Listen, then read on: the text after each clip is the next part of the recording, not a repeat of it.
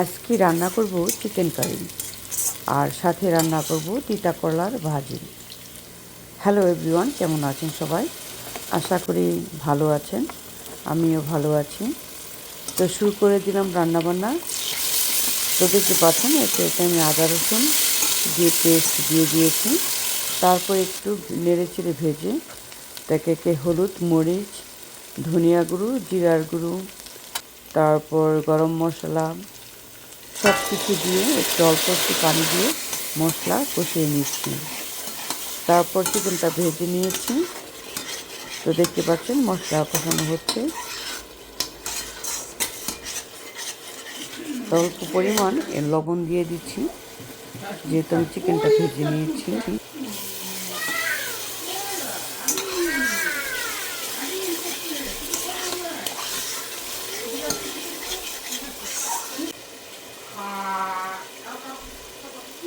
তাই তো চিকেনগুলো ভেজে নিয়েছি।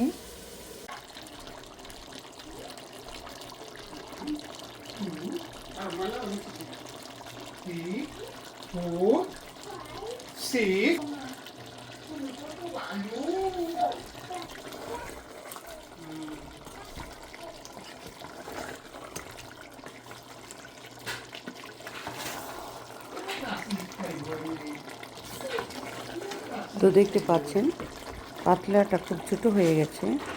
এখন চিন্তা করলাম যে মাংসগুলো আমি ফ্রাই প্যানে ঢেলে দেব, কারণ আলু দেওয়ার পর আরও চাপাচাপি হয়ে যাবে।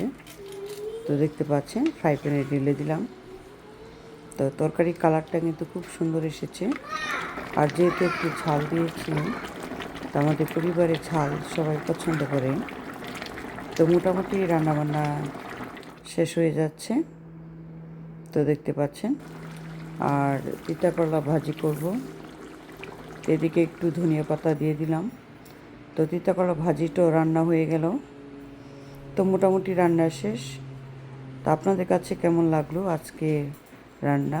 যদি ভালো লাগে তাহলে প্লিজ লাইক, কমেন্ট, শেয়ার করবেন। Thank you.